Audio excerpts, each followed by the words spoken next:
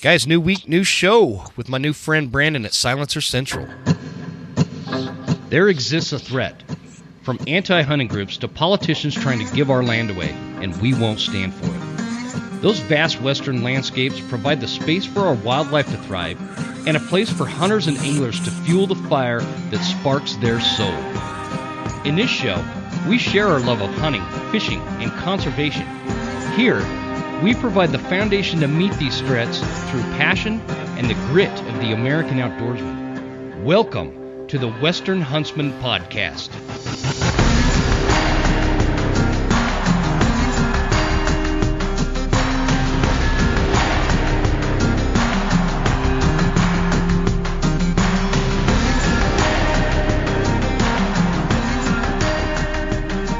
Ladies and gentlemen, welcome to this episode of the Western Huntsman podcast. This is Jim Huntsman, your host, coming at you from the Broken Tine studio right here in Clark Fork, Idaho.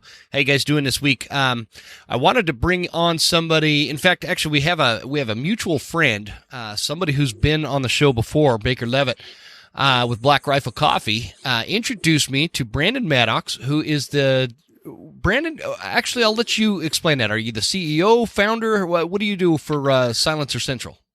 Yeah, no, thanks for having me. Yeah, I'm all the above. Founder, CEO, janitor, anything that needs to be done. I like it. You got to wear a lot of hats when you're in that chair, right? Absolutely, 100%. So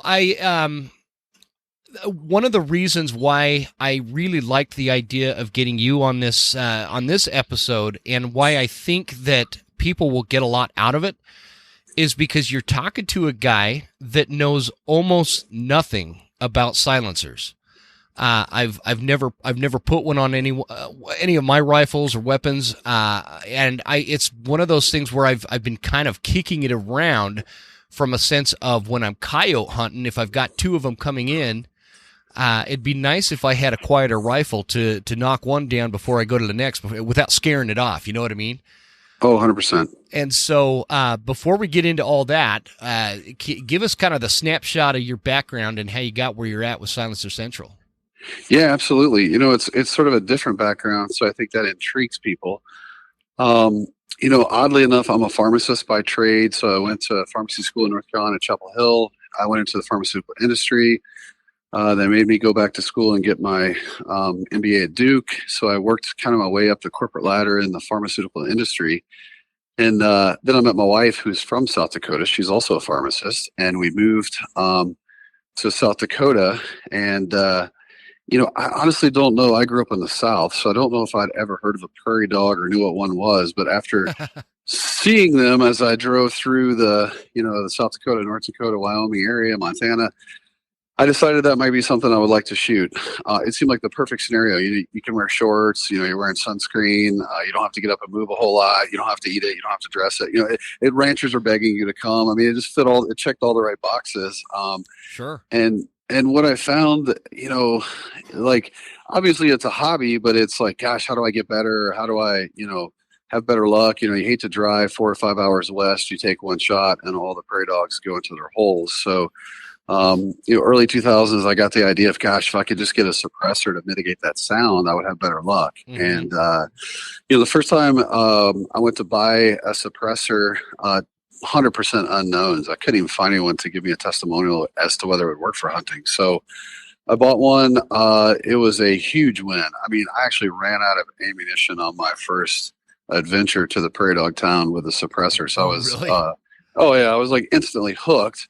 But I had bought the wrong suppressor, so it became this evolution of continuing to buy a better one that would sort of fit my, application. Because what I found in the early 2000s is pretty much everything was more of a tactical type suppressor, kind of set up for tactical shooting, range shooting, and in my mind, very different than, a hunting scenario. So, and then also going through the process of buying the suppressor is very difficult. I mean, it's not a knock on a local gun store, but typically that's not their business model. Typically they have a customer come in, get a product, get a background check, and leave with it. So it's like kind of a single transaction, if you will. Yeah. And a suppressor can be a fair amount of back and forth. So it's how do you manage that? My local gun store had one guy that was in charge of it. Every time I went in there, it just seemed like he was gone. Every time I called, he wasn't there. And just hard to have that continuity of administrative stuff that had to be done. So that's when I ended up getting my own license so I could do suppressors myself. The licenses are actually kind of expensive. I figure the wife's going to lean on me, like, you're spending all this money just to make it easier for you to get your own suppressors. You got to sell a few just to cover the license. And her siblings are all dentists, and they were all interested in suppressors. And next thing I know, they're telling their friends. And really, we started working gun shows, and I think that was great because we were able to talk to sort of what I would call the thought leaders, the experts in the firearms area, to give us feedback on our business model and also the products we offered. And so it just created, 2005 is when we officially started, and it just created this mission since then to make the process of buying a suppressor as simple as possible. Because what I found is that is the obstacle. Yeah, customer walks up to the booth. I mean, there's zero people that you talk to that shoot a rifle that says, "Hey, I don't think I want to make it quieter," and then zero people who get recoil say, "I don't think I don't want to get rid of the recoil." So when you say, "Hey, I can mitigate sound and recoil," or you're interested, 100% of people say yes. And then when you ask them why, probably 95% say it's the process. And so when you make the process easier, that becomes a business model. But the great thing is we've had, almost 18 years in April of working on it every day of how do we make it easier. So that's kind of the background, how we started. That's kind of the business model. 100%, I'd say our focus since day one has been the hunter. How do we get a product for him or her that fits what they're doing, and not try to do both, not try to be tactical and hunting, just focus on hunting. I mean, we sell all suppressors, but just our mindset has always started and, probably always will be based on hunter first, since, that's kind of where our model started. You said a couple things in there that kind of piqued my interest from the standpoint of on a personal side, personal story. In fact, this week, I had to go in and I finally, after this year it's been 20 years since I've been out of the Marines, and my wife has been talking about my bad hearing for ever since I've known her, and especially out of my left side. And so it's I always just kind of fought it, and now my hearing's not that bad. But I take my kids elk hunting last year, and I'm calling for elk, and they're like, "Dad, did you just hear that bugle? Did you just hear that elk?" And I'm going, "What are you talking about? I didn't hear an elk." And apparently, I'm curious to know how many elk that I have missed out an opportunity on because I couldn't hear them. And so, same with turkeys and everything else. In fact, my daughter heard a buck walking in on us this year that I didn't hear. She said, "Dad, I can hear one walking. I can hear one walking." And sure enough, he pops out on the left side, and we didn't get an opportunity on him. So long story short, I'm apparently pretty deaf, and I didn't know it. So I go take this test with the VA on Monday, and totally bombed it, man. Ooh, so sorry. Yeah. One of those things where that's where I remembered I was coming out of that test, and I'm thinking, I remember, okay, I'm doing a show this week with a guy that makes silencers. Yeah. And I'm curious because, I mean, I know people do it, but when I'm in the field, who's going to take the time when you're deer hunting, for example, and put some kind of ear protection in? And so totally. it's I suppose that is a way of saying that would be another benefit for hunters, is the silencer isn't going to leave you not only scaring everything off the mountain, but it's also going to protect your hearing. Can you talk about how, like, give us a basic, how does a silencer work, and decibel level wise, what does it reduce on an average most of your big game rifles? Does that make sense how I asked that? Yeah, good questions. Some basics on suppressors. Some people think it hurts accuracy. It'll actually improve. It's just the weight on the end of the barrel creates some more stabilization. So typically you see, from a repeatability standpoint, it's almost like having a bull barrel. You're going to have a tighter group, so it doesn't hurt accuracy unless you don't have it threaded properly.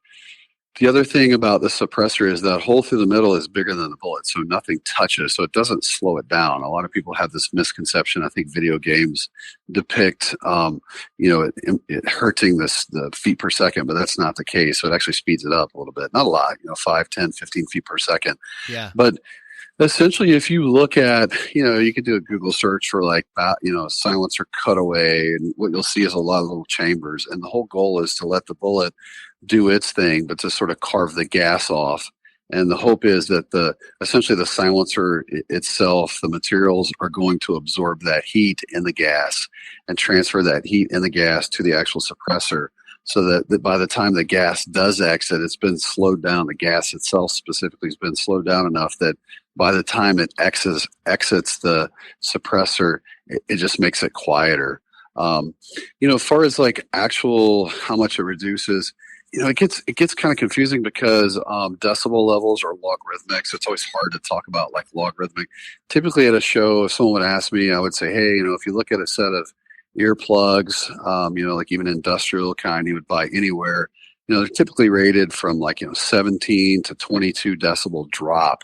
Mm-hmm. But what you see with the suppressor is typically it's going to drop it like closer to 40. So it's that's a big difference. Yeah. So I used to kind of bring a visual like, hey, here's a set of earplugs, and suppressors can be better than that. Most suppressors are hearing safe, meaning they're 140 decibels or less. And I would say that the clarification that people should think about is, I've seen suppressors say they're rated for, say, a 300 Win mag. But the bigger question is, are they hearing safe with a 300 Win mag? Just sort of thinking through the difference there. But some people still will wear hearing protection. I typically don't, just because of the things you talked about. Where my experience is hunting is typically social. You're hunting with someone else. You want to talk. You want to communicate. You want to know what's going on, just from a safety perspective. And the hard part with suppressors is like if you have a guy that comes up and says, hey, you know what, I shoot 2 rounds a year. I sight it in and then I shoot the animal. I don't need a suppressor. But what I always challenge them with is I've never, in all my years of 18 years doing this, and we sell 100,000 silencers a year, I've never met anyone that went hunting with a suppressor who didn't come back and say, man, why didn't I do that 10 or 15 years ago? Yeah. Well, it makes sense. I want to clarify like decibel levels. I'm not sure where most modern rifles hit. You'd mentioned around that 140. So good question. So like a 308, if you shot a 308, you're going to be at about 167 decibels. So your goal is you want to be able to get it down to 140 because OSHA says 140 is hearing safe. Now some people will be like, oh, is that really hearing safe? The shot is so quick that it's not like it's a sustained noise. Like, if you're working in a warehouse, you wouldn't want 140 sustained all day. So it's a little bit different metric. That's a good way to put it because, like, I know a lawnmower is somewhere in the neighborhood of like 85 decibels. And because of the longevity that you're standing behind it could be damaging versus, taking a shot on a deer. One shot is not going to, I don't know. The 160 could be super damaging, but 140 is sustainable. Yeah, I mean that's the OSHA feedback that like the milliseconds that lasts, and we have a testing meter, we test them, and it's always hard to find these meters that can read that blast because it's so quick. I mean, it just happens, and it's such a short period of time. So that's the number OSHA's come up with. The other hard part is the military looks at like a meter to the right of the muzzle. Typically, since that's the military standard, I know they're trying to update that. We typically have 2 meters, so we'll test a meter out so that we're consistent with everyone else's testing, but then also we do, by the shooter's ear. Because at the end of the day, that's, in my mind, what most people want to know is how is it at the shooter's ear? Yeah. And, typically it's better because that's further away, but not always. If you're shooting an AR, you may have some sound coming out the side just from the action. But with a bolt action, it's typically almost 100% louder up at the front, obviously, a meter out to the right than it is at the ear, which is even better. What rifle, what kind of weapons can you put these suppressors on? Is there any limitation to that? The only thing that I have ever, found has a limitation, of course, would be like a wheel gun. If you had some type of pistol that's, you don't have a chamber where it's actually in there. There's just too many ways for the gas to, expand around the outside. Mm-hmm. Obviously, the most common are, hunting rifles. Probably the original. Probably the most popular is the AR, just because you have the flash hider that screws off or the brake, and then the threads are already there and it screws right on. But as you're seeing, pretty much almost every rifle that comes out today for sale has threads on the end because it has a brake. So you just take the brake off and it screws right on. Really, there's not too many. The limitation you have with, like, say, a handgun is typically you got to get a replacement barrel. There's some barrels out there that are rimfire that you can easily thread. We can put it in our machines and thread, but when it comes to, like, if you have a Glock or something where you end up buying a a new barrel that drops in, and it's got an extension on the front with threads on it. And they're over the years they've become more cost effective because so many people are selling them. But just a regular rifle, Silencer Central offers a service where we'll mail you an empty gun case. You can throw your rifle in it. It comes to us via FedEx Ground. Have a gunsmith takes it apart, have a machinist that threads it, and then we just ship it right back to you. So really?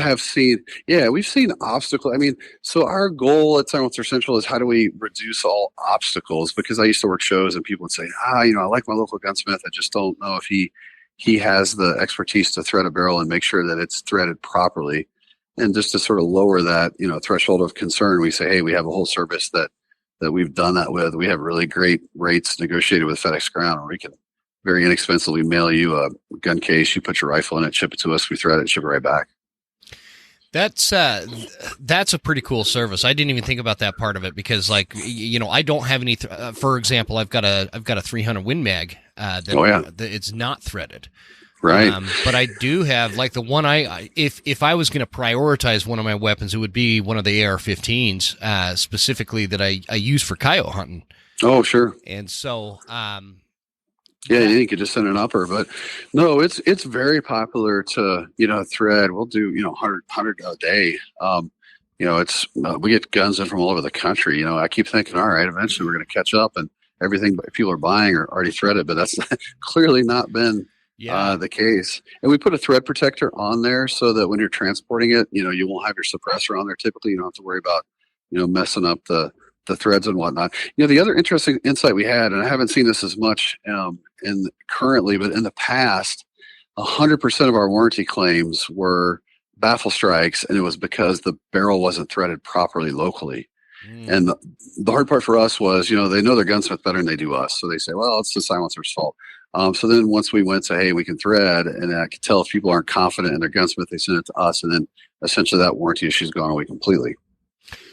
So I'm curious, because you've talked about kind of reducing the difficulty it can be to A, get a silencer, B, get it installed. What are some of the challenges? Because I know you can't, correct me if I'm wrong, in most places you can't just walk into a Cabela's and buy a suppressor.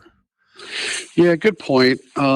So the one thing to think about is, remember, these laws were written in 1934, the NFA, and it was created for really machine guns.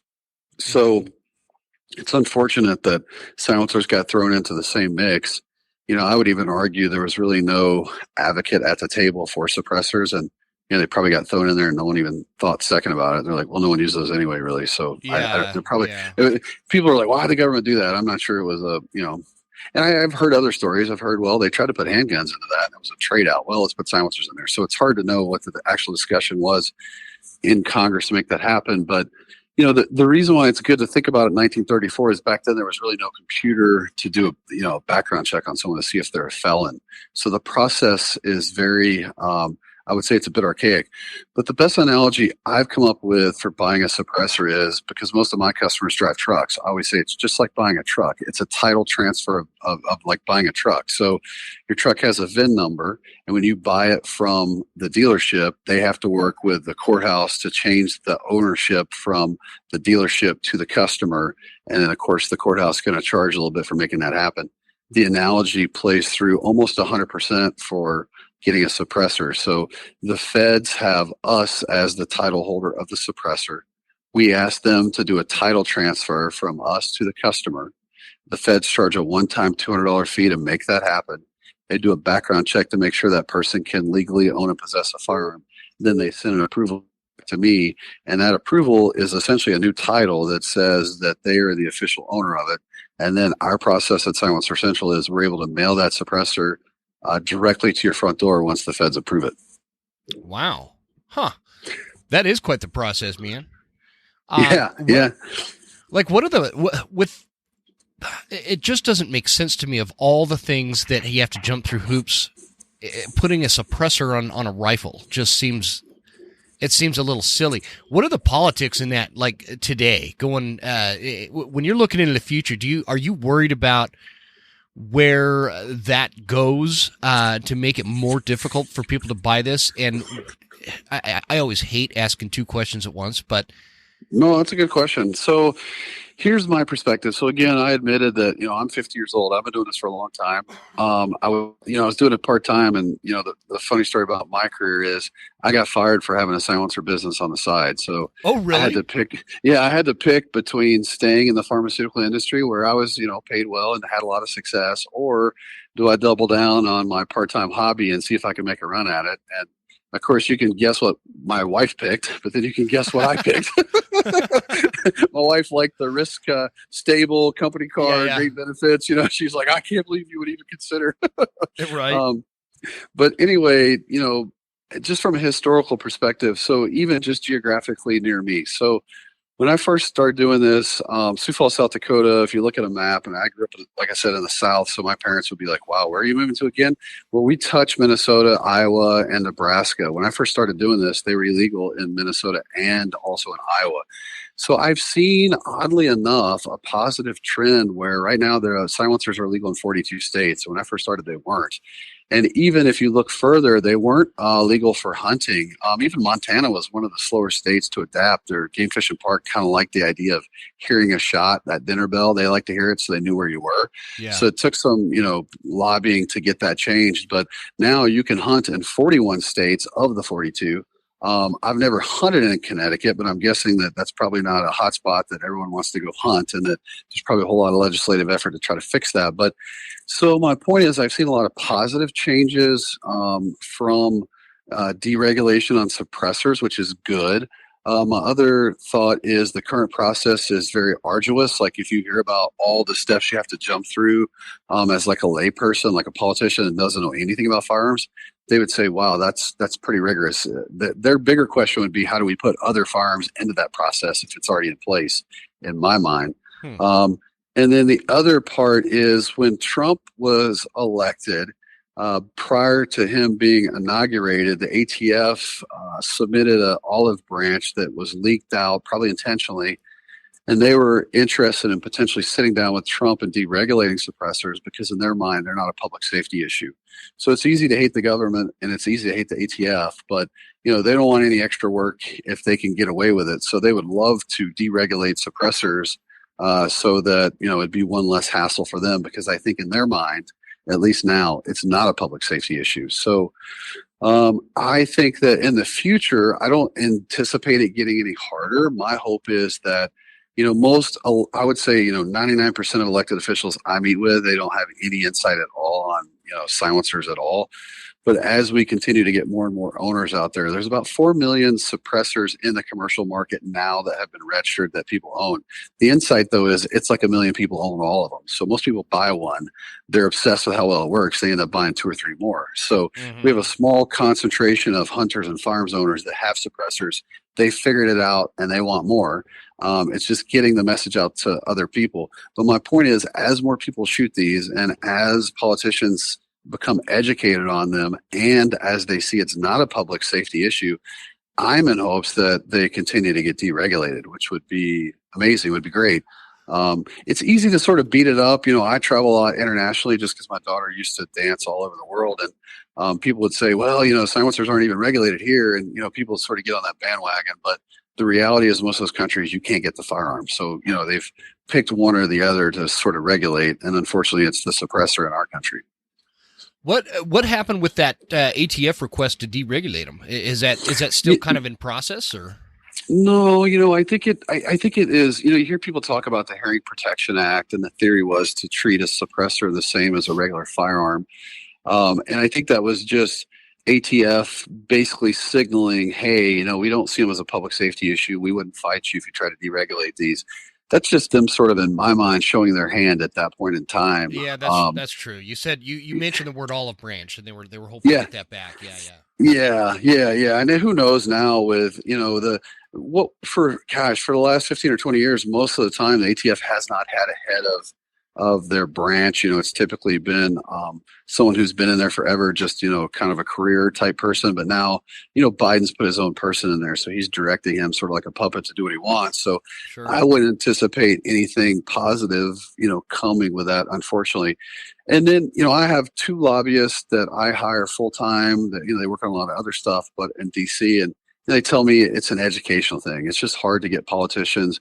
We can tell them until we're blue in the face that they're not a public safety issue, but until they hear that from more of their constituents, it's hard to get politicians on board because there's still just sort of this negative perception or personification of suppressor use in general just because of Hollywood.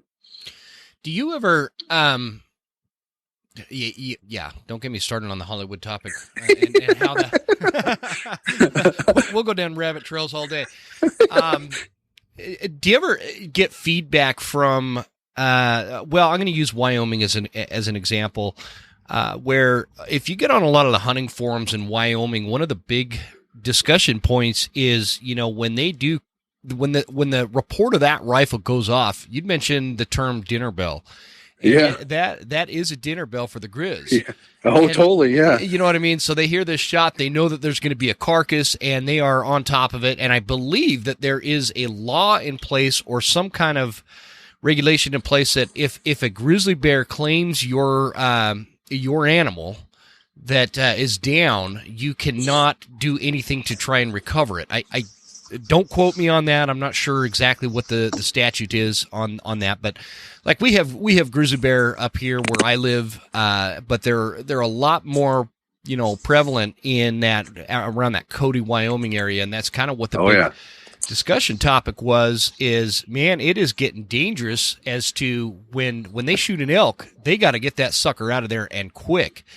And so is that a customer base for you where if somebody is using a suppressor on their rifle, getting an elk down, getting a deer down, whatever the case is, have you had feedback that has reduced that issue at all, or is that not something that is widely used enough to even consider as feedback?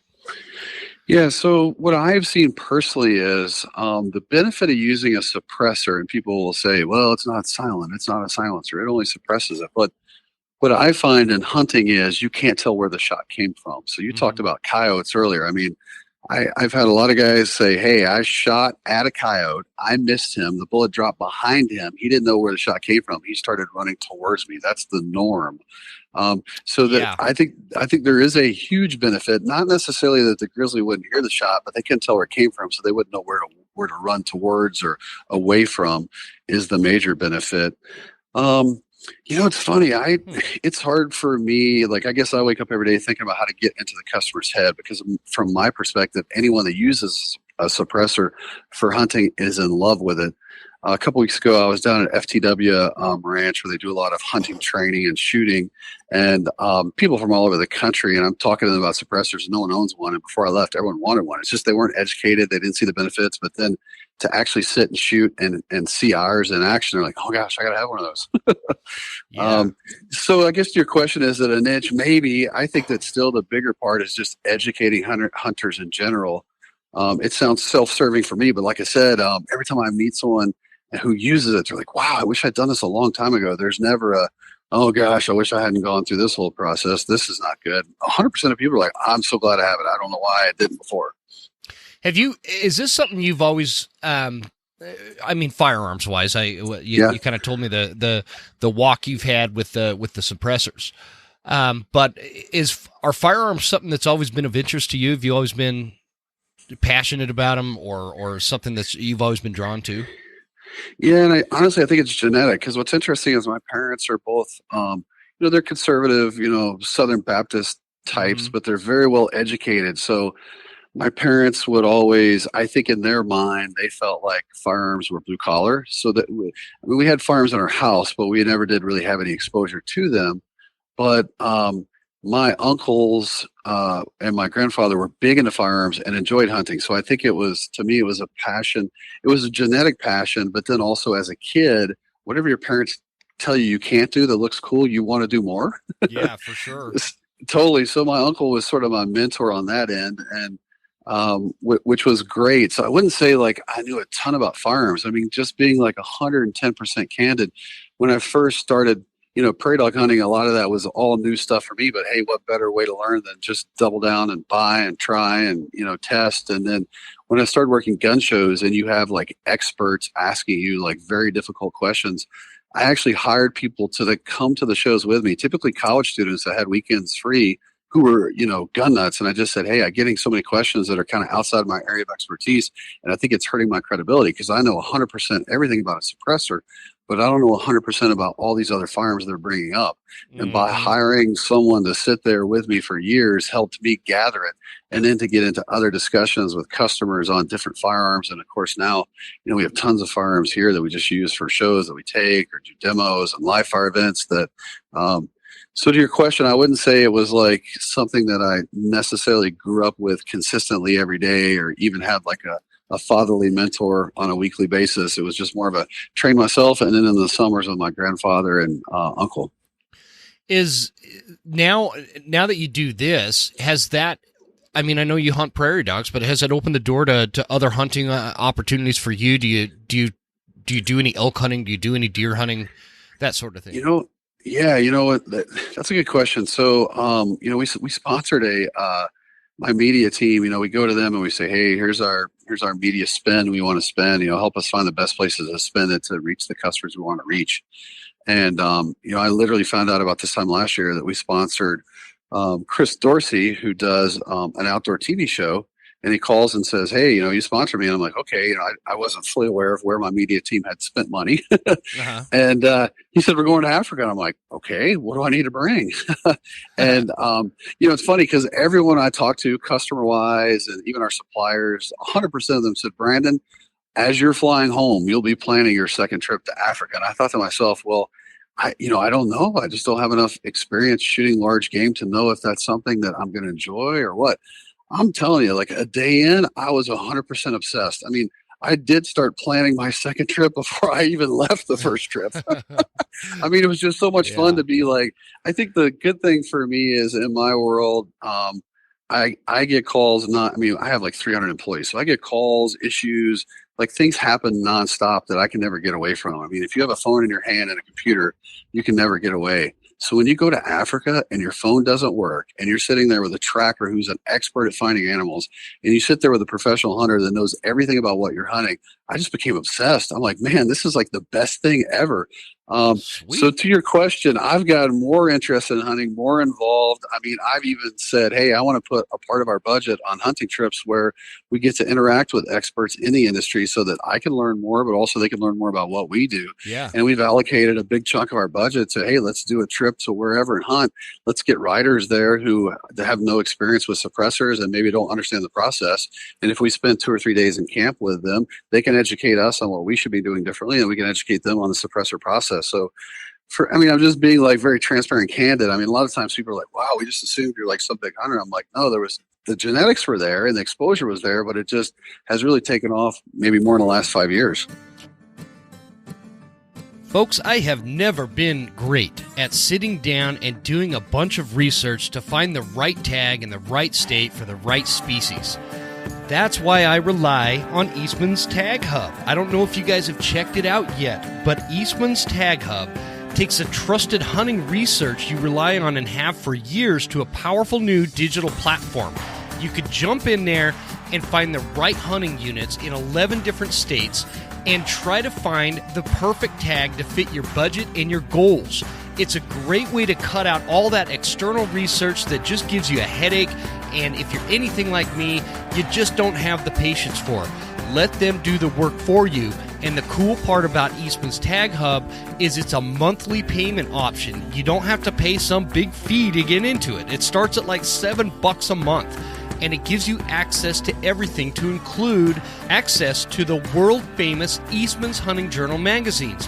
It's a great deal, guys. Check it out at taghub.eastmans.com. You should, You should do a bear hunt, man. I think that it would. I'd love it. You're talking about Idaho. I'm on wolf right now. For some reason, wolf's in the head. That's what I want to do next. Wolves are a perfect candidate. Where, in fact, when Baker was kind of introducing us via email there, my first thought was, man, that would be actually pretty perfect for wolf hunting. Because there is nothing smarter than a wolf when you're hunting, and so like I mean I've argued and people have argued with me about it, but it's usually people that have never hunted a wolf. I would say that wolves are probably the most difficult animal to hunt in North America. Interesting. They're extremely smart. They work together. They're super intuitive and instinctive, and it's like it's just is it a challenge? And so and I'm telling you, this is coming from a guy who's never actually killed one. I have just tried. And I consider myself a pretty decent hunter, and I cannot get a wolf. So they're really fun to do. You really got to know kind of some basic fundamental things about them. But if you had the suppressor, the silencer on the weapon, that would be a huge deal. Especially if it's, again, like you said, it's not like you're making it silent. You are disorienting where the sound is coming from, and that would be key. That would be key with wolves. So I'd be up for it, man. Come hang with me. I'll find somebody who's really good at it though, and we'll go out with them. Absolutely. Because most of our customers in the Dakotas, specifically where I've spent a lot of my time, they're big into coyote hunting. So to them, that's the next level. So, we're kind of equipped out here with thermals and larger round bullets, and I think it would be. Super exciting. For some reason, that's definitely on my list. But, one thing that I learned on large game in Africa, because you don't have that loud sort of percussion of the rifle going off, you're able to tell by the sound of the impact if you had a good placement of your shot, which, as you know, is so important. Yeah, it's so important. You could just hear by the hit. I mean, obviously, you're always trying to look through the scope to see so that if you need to put another, round in. But you could just tell because the loudest sound is the actual impact, and the tracker, who of course that's his job, is to make sure the animal is dead and then we find it. They loved it. I mean, they're like high-fiving me, and this was in South Africa where suppressors are legal, but they just said no one ever uses them just because they're not comfortable or familiar with them, even though they're legal there. Like you can buy them in the hardware store. So super interesting. You had mentioned like. People have this impression that silencers can make the rifle less accurate or whatever. What other misconceptions do hunters specifically have about suppressors that you feel like you're always kind of up against? Yeah, and some of the like one obstacle is, and people don't tell you this, but I could just tell when I start talking to them. I'm kind of scared to get into the suppressors. I got a lot of guns, and if I have to put one on every gun, that's not going to, it's almost like a Pandora's box they don't want to open up. Mm-hmm. But then when you tell them, I love to tell them, listen, I've got a 30 cal suppressor. It's called a Banish 30. It'll work on every center fire rifle you have probably in your safe.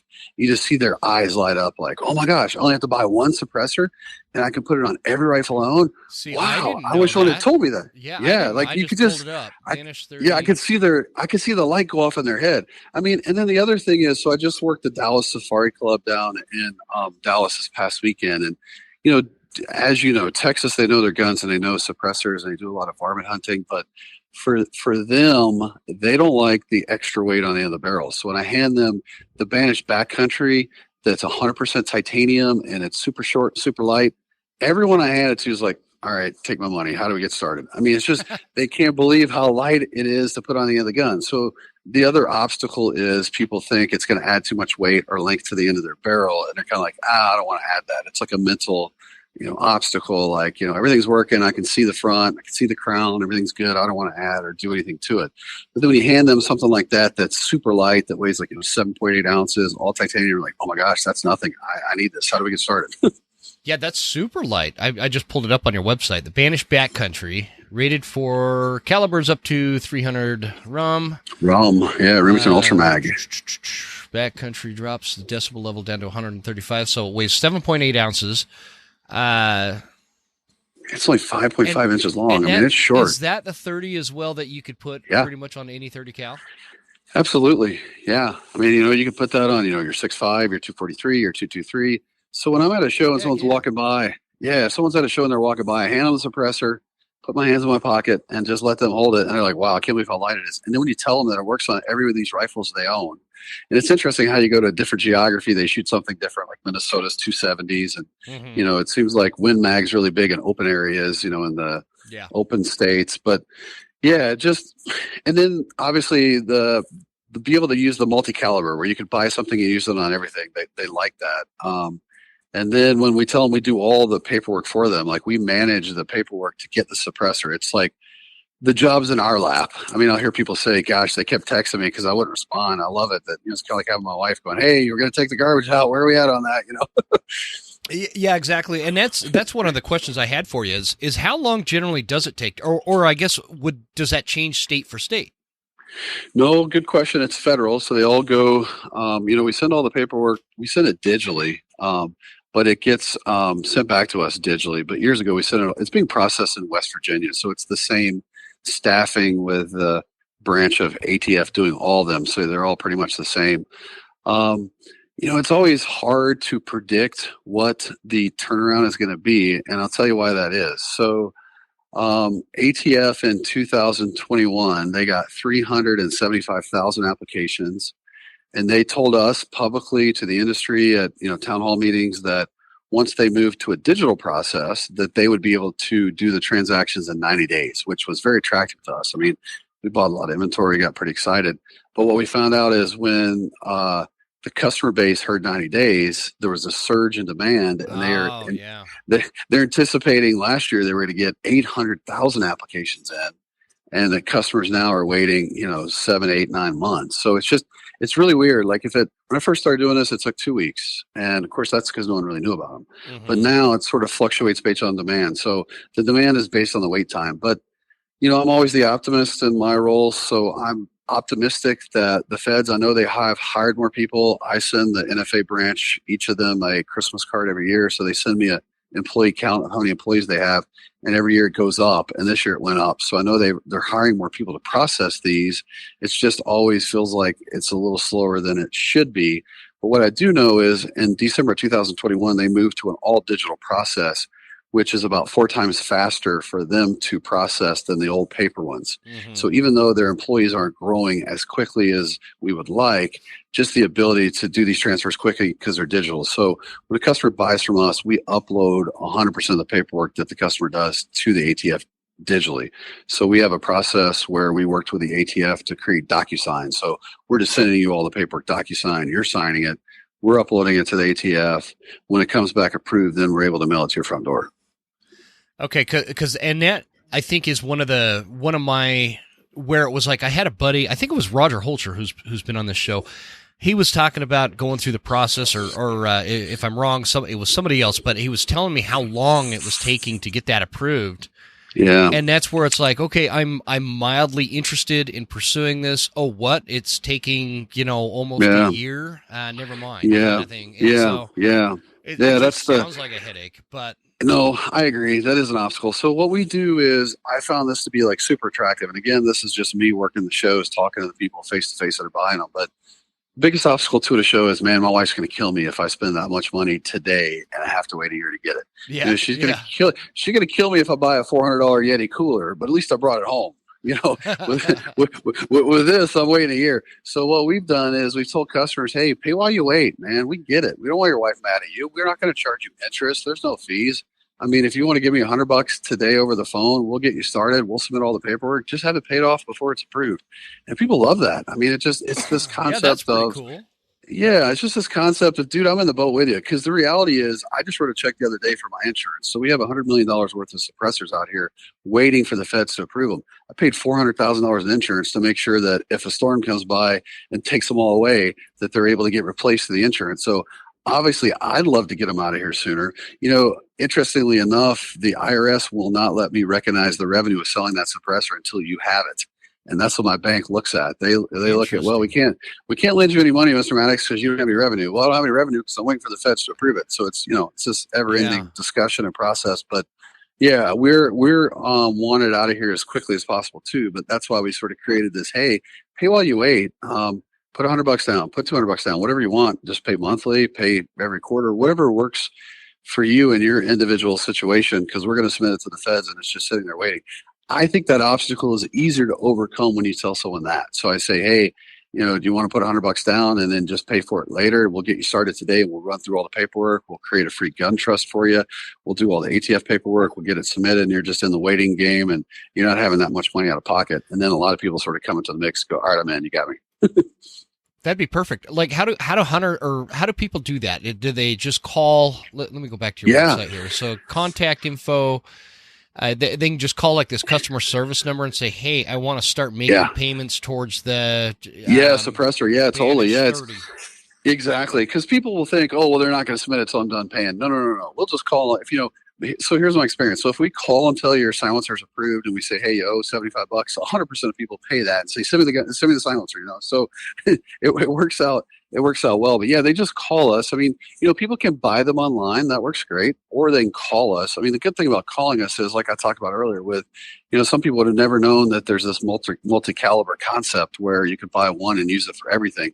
When I first started doing this, all the 30 cal suppressors were always steel, and no one would ever have put a steel suppressor on a 243 or a 223. But now all of ours are titanium, so then that's it's a lot lighter to put on the front end, and you're not really losing a whole lot of efficiency because the suppressor is longer, made for the 30. So then you can use it on the 6.5, you can use it on the 243 and the 223. But yeah, if they just call us, we work with people, help them figure out what they need. Our sort of feedback is that after a person goes through the entire process, they like having a sales guy that's theirs. I've got a call center here, like 35 guys. That's all they do all day long is hunt, fish, shoot.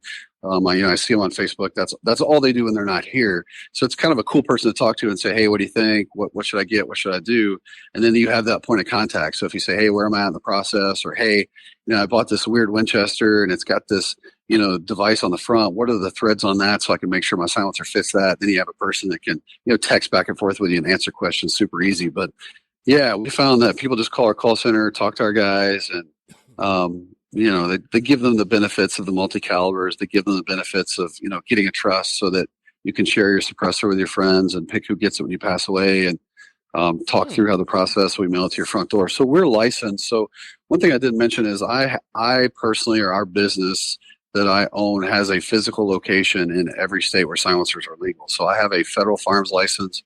I have a W-2 employee that works at every one of those locations, and that person is one that manages the paperwork for that state. So in Idaho, if someone lived in Idaho, we would manage all the paperwork through our Idaho location, and when it's approved, we mail it to your front door from Idaho. So that's how we're able to sell to everyone in all 42 states. We don't use somebody else. It's actually our people. Oh, that's cool. That'd be a cool job, man. I'll be your Idaho guy. Okay, yeah. There's always states I'm looking for, and I never know who to call. My resume sucks. He could barely spell his name, and he talks funny, but hey. Yeah, it's funny because, when I first started, I was like, man, I don't know that I know people in 42 states. And I was honest with them when I hired them. I was like, I may never sell anything in Vermont. I may never sell anything in Alaska. I don't know, but if I hire you, I'll pay you monthly until I do. And so it wasn't a hard sales pitch then, but now it's really taken off. So some of these guys are like, oh, wow, I'm thinking about phasing out my day job. I mean, I'm making more money from you than my day job. I'm like, well, that's good. Everyone wins. Capitalism at its best. That's fantastic. I'm sold, man. I really want to get this Spanish backcountry, and I want to get one for my my AR. The question I have is, I guess, walk me through why people get them for shotguns. Is that for mostly like home defense kind of situations, or what's the draw there?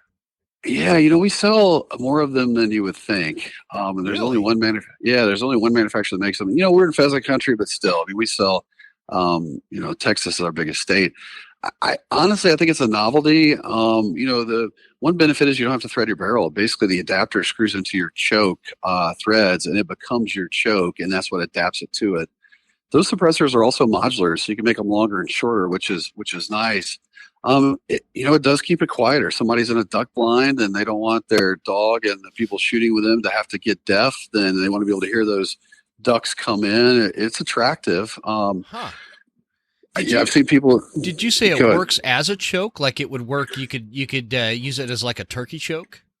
Yeah. So basically, you ask the customer, what choke do you want? A modified, a full choke? What do you want for your adapter? And that screws it. So your choke comes out, this screws in, and it's essentially a choke, but it has an extension on the choke that holds the suppressor in alignment. And then what's interesting is it's almost like a little bars that go all the way through the suppressor that carry your wad all the way through so that it doesn't open up until it exits the suppressor.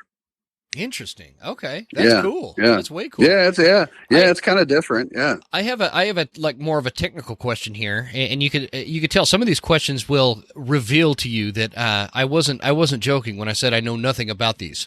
Oh, So sure, no problem. you'd mentioned it reduces recoil, and Yes.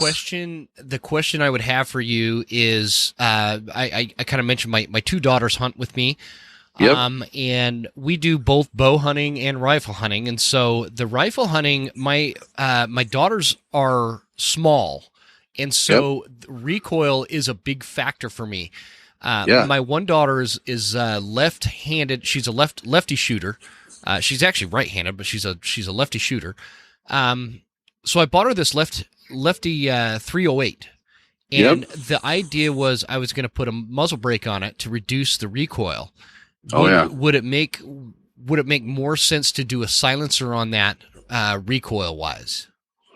You know, the studies we've done, and I've sent them off to like testing labs just so it's not me testing them, because it's hard to test the actual, recoil reduction of a silencer versus suppressor versus a muzzle brake unless you truly have equipment made for that. Yeah. But I sent ours down to Texas to this guy I met at SHOT Show who tested them for us, and you're seeing a 40 to 45% reduction in recoil, which, based if you believe the statistics people are giving you on the brakes, that's pretty much the same. And part of it is, I talked earlier about the goal is to slow the gas, not the bullet, slow the gas down before it exits so it has a chance to cool, which makes it quieter. So that same action that's holding that gas back is what makes it work as a recoil reducer.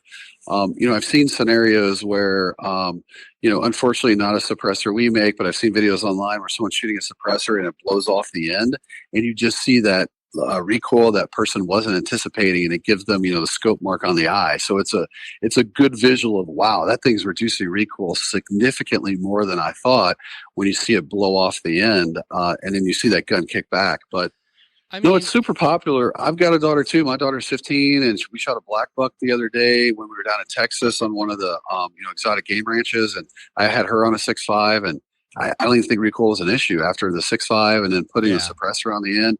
She's just like, oh man, I love this. I'm in. How do we do more of this, Dad? Well, the way you're talking, a 40 or 45% recoil reduction would be huge for my girls. So in thinking on those lines, if it's not like this substantial difference, even if, let's say, a muzzle brake was 40% reduction and a one of these suppressors was a 30% reduction, I would pick the suppressor because you have all the other benefits of having that. And so that, I don't know, it makes a lot of sense. So that's... Yeah, because the muzzle brake just makes it louder, and anyone who's near them, which is probably going to be you with her, is going to get that blast that's louder. I know, that's why I've been hesitating. So are you at SHOT Show next week? I mean, we have a setup at Industry Day at the range. I've got a 375 H&H with a suppressor that you'd be shocked. I mean, more industry people sit behind that 375 H&H. I mean, it's an elephant gun, and shoot that with a suppressor on there, and they walk away with, oh my gosh, I can't believe that. That's so amazing. Wow, here, video me, because I can't believe it. Huh. No, I'm not going to be at SHOT Show. Okay. No. I live on a homestead in North Idaho. It's really hard for me to leave in the wintertime. I get it. Yeah, I get it. Yeah. I get it. Yeah. So anyway, but next maybe I'll have to come visit you and bring one. You might have to bring your elephant gun, man. I've got 26 acres here. We can set it up and shoot. Perfect. Well, that's this has been really educational. I mean, this is the kind of stuff that I think that if I didn't know it and there were other people that were really thinking along the lines of, well, what are the benefits of having a suppressor on my hunting rifle? Because I think a lot of people think that these are for a hitman going into a house to keep the pistol quiet kind of thing. Yeah, because we've all seen those movies. But it's really not. There's a lot of advantages to having one of these on your hunting weapon, and whether we're trying to reduce or disorient where the shot is coming from so a grizzly bear doesn't come steal your elk, or whether you're trying to not scatter coyotes if they're coming in mass, or wolves like you and I are going to go do next year. There we go. All that. There's a lot of advantages. Is there anything else you'd want the audience to know about putting one of these on a hunting weapon that we haven't covered? I can't think of anything. I mean, I think you brought up a good point about the hearing. I think that over the years, my father was in the Army, and I've just seen his hearing continue to go down from just, firearm use from being in the military. And I think one thing that it was a good realization for me to see firsthand, but I found that, my dad is going to hit towards dementia quicker than someone else because he doesn't communicate because he can't hear what you're saying. So if you're trying to carry on he doesn't want to start a conversation because he knows he can't hear your response. And then you kind of become, to yourself where you're not interacting and engaging with other people. And then that just affects you for, longevity of life. So it's interesting as they're looking at these studies saying that as hearing goes down, it has a higher propensity to putting you into a dementia and not interacting as well with people.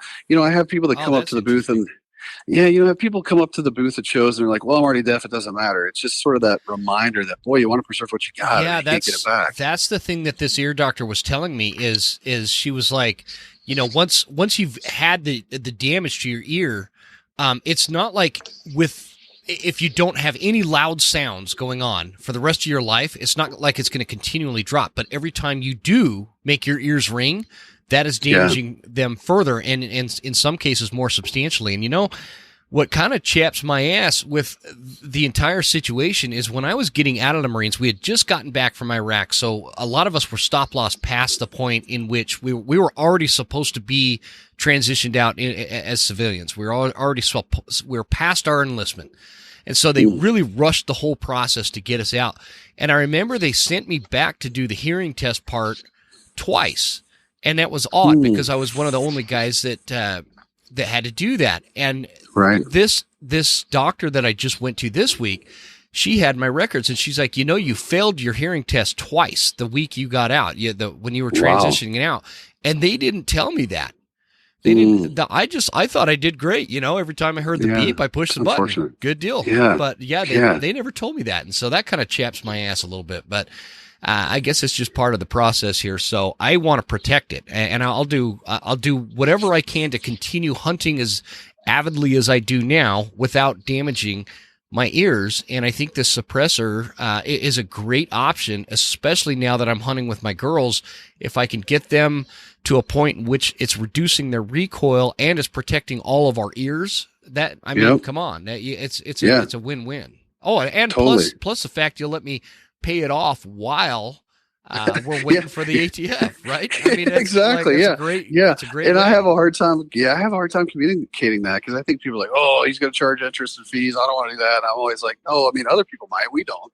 I mean, it works in our business model because Silencer Central is a manufacturer. We're a wholesaler. We're a dealer. So we're like a single point of contact for the whole thing. So, it's easy math for me that if someone doesn't pay, we don't send the suppressor. We just say, hey, as soon as you pay, we'll ship it to you. So there's really no risk on my part other than we did all the work to get it approved. But, that's worth it to get more people into the mix. Because like I said before, most of the suppressors are owned by a small group of people because they've gone through the process. They love it. They buy more. So my goal is, how do I get more people in it? And like 40% of my sales are repeat buyers. So they went through the process, they love it, and they get another one. Yeah, good absolutely. for you. That's awesome. Yeah. Well, we try. All right. There's a lot of industries and businesses that would envy that kind of number. So that's totally fantastic. Yeah. Totally. Well, Brandon, this has been awesome, man. I feel like I've been properly educated on a subject that I knew nothing about, and I really appreciate you taking the time to join me. And I want to also thank my buddy Baker Levitt out there in Florida for hooking this up, Baker's man. a good guy. Yeah. And I've seen him publicly on video podcast say this. I'm not releasing something he hasn't publicly said, but he wears hearing aids. He's a younger guy. Yeah, for sure. So I think that's why he's a big proponent of it as well too. Yeah, that makes a lot of sense. I think I'm going. That's the route I'm going. I'm going to be in here. It's just what the doctor said. You've got to wear hearing aids, and I don't want to miss any more elk because sometimes those elk they just kind of give you this little response in there just far enough. My girls are like looking at me like, "Didn't you hear that? Let's do this, man." Deaf old daddy didn't hear it. Sorry about that. So, fantastic. Well, where can people find Silencer Central? Where would you direct them to? Yeah, I would say, hey, do Google search silencercentral.com or type in silencercentral.com. Up in the right-hand corner, you're going to see a phone number. Just call us. Doesn't mean you have to buy. Just ask questions. we got people sitting by the phones from like 8 a.m. till 8 p.m. Central Standard Time. So we're kind of always here. If you call and leave a message, they're going to call you back. Like I said, these people are excited to talk about what they do all day and, the benefits suppressor has. But yeah, I mean, you obviously could buy online as well. So whatever is easier for you, we just find people have a better experience because it takes a while to get it. They like having a point of contact internally that they can bounce ideas off of and questions. And that's why if they call in and create that personal relationship, which, works for most people. Works for everybody. And guys listening, when you jump on the website at silencercentral.com, which will be in the show notes, that the easy pay plan is on the website there. I just found it as we were talking. So it kind of Yeah, good question. And the easy pay plan, like on the website, I think just for simplicity, we have like you do 4 payments. But if you call us and say, hey, I want to do 6 payments, I want to do 8 payments, I want to pay quarterly, like we can work with you. So the website, I think it was like we picked one way and then it's just kind of set for our checkout. But, if you call our guys and say, hey, I just want to put $100 down and get started and pay $100 a month or whatever, that's fine. Yeah, I think that's what I'm going to do. That's fantastic. I love it. I love it. So. Cool. Cool. Also, the website has like a big learn section. There's all sorts of stuff, guys. So jump on there and check it out. Is there a social media page you want to direct them to? Oh, yeah. I mean, obviously, Silencer Essentials on Instagram or on Facebook. Of course, they limit, what we can put up there related to firearms. But yeah, if you do a Google search, we've done a good job on search engine optimization where our website is typically ranked 1 or 2 in anything silence related. When you do something for 20 years, Google figures you must know what you're doing. Yeah, I would say so. Well, congratulations on that and growing a fantastic business, employing 300 plus people, and it's just I get really enthusiastic when I hear this story, this American story of somebody who had an idea and a passion, and they took it from, basically out of a garage into what like Silencer Central is. It's I'm always pumped when I hear this story. This is what America is about, and I appreciate you doing what you're doing, and I appreciate you joining me, man. This is a great time. Yeah, absolutely. No, I appreciate it. Yeah, it's great that you didn't have as much knowledge. You could ask hard questions, which is great. I love it. Sounds good. Well, let's plan to do it again sometime, and let's keep in touch. All right, that sounds great.